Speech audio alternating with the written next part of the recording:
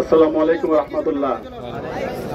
আলহামদুলিল্লাহ রাব্বিল আলামিন ওয়াসসালাতু ওয়াসসালামু আলা সাইয়্যিদিল মুরসালিন ওয়া আলা আলিহি ওয়া আসহাবিহি আজমাইন। সারা বিশ্বের মুসলমানদের প্রাণের স্পন্দন,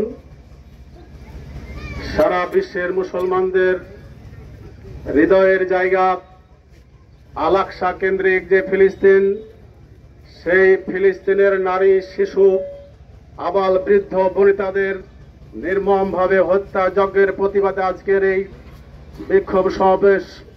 উত্তর পথসভার সম্মানিত সংগ্রামী ভাইয়েরা, সংগ্রামী রহনপুরবাসী, এই ইসরায়েল 1945 সালের দ্বিতীয় বিশ্বযুদ্ধ শেষ হওয়ার পরে ইহুদিদের দোসর আমেরিকা এবং ব্রিটেন, তারা ষড়যন্ত্র করে মুসলমানদেরকে ডিস্টার্ব দেওয়ার জন্য, মুসলমানদেরকে বিভিন্ন সময়ে হ্যারাসমেন্ট করার জন্য মুসলমানদের কলিজার মধ্যে নিয়ে গিয়ে ইসরায়েলকে, এই ইহুদিদেরকে বসিয়েছিল আমেরিকা। প্রিয় ভাইরা, দ্বিতীয় বিশ্বযুদ্ধে হিটলার জার্মানিতে 60 লক্ষ ইহুদিকে হত্যা করেছিল। ইহুদিদের আচরণ এত খারাপ, ইহুদিরা এত সন্ত্রাসী গোষ্ঠী, ইহুদিরা এত অভিশপ্ত জাতি, তাদেরই এক দোসর হিটলার ইহুদিদের চরিত্রের কারণে 60 লক্ষ ইহুদি হচ্ছে। 10 লক্ষ ইহুদি রেখে দিয়ে বলেছিল হিটলার, আমি 10 লক্ষ ইহুদি রাখলাম, মারতে পারতাম কিন্তু মারলাম না। দুনিয়ার মানুষ জানবে যে আমি কেন 60 লক্ষ ইহুদিকে হত্যা করেছিলাম, তাদের আচরণের কারণে বলে দিবে যে কেন হত্যা করেছিলাম।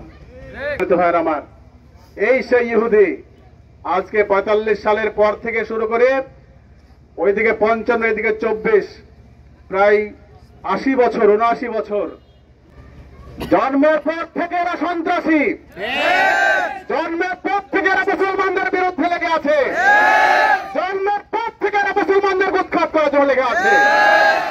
এই সেই ইহুদি গোষ্ঠী যারা জানতো যে আল্লাহ রাসূল শেষ নবী, এটা তারা জানতো, জানার পরেও তারা রাসূলের বিরোধিতা করেছে, জানার পরেও তারা রাসূলকে হত্যা করার চেষ্টা করেছে, তারা জেনে শুনে মুসলমানদেরকে হত্যা করার চেষ্টা করছে।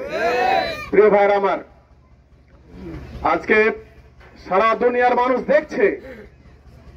কালকে দেখছিলাম একজন মা, তার 4টা সন্তান শহীদ হয়েছে। সেই মা আল্লাহর কাছে চিৎকার করে বলছে, আল্লাহ, ইসরায়েলের এই হেলিকপ্টারটা আমার উপরে ফেলে দাও, আমি আমার সন্তানদের সাথে জান্নাতে থাকতে চাই, আমি আর দুনিয়াতে থাকতে চাই না। একজন সাংবাদিক লিখেছিল, একটা চিটকুট লিখে রেখেছিল, ওই চিটকুটে বলা ছিল, এই চিটকুটটা যদি তোমরা পড়ো তাহলে বুঝবা যে আমি আর দুনিয়াতে নাই। তারপরে চিটকুট যেহেতু দুনিয়ার মানুষ জেনে গেছে, সাথে সাংবাদিক আর দুনিয়াতে নাই। কি নৃশংসতা, কি ভয়াবহতা! দুনিয়ার কোন ভাষা দিয়ে, দুনিয়ার কোন কথা দিয়ে, দুনিয়ার কোন বর্ণনা দিয়ে ইসরায়েলের শিশুদের, ইসরায়েলের মায়েদের নৃশংসতার বর্ণনা করা সম্ভব না। এগুলো খবর চোখে দেখা যায় না, পড়া যাচ্ছে না। কি নৃশংস ঘটনা ঘটানো হচ্ছে।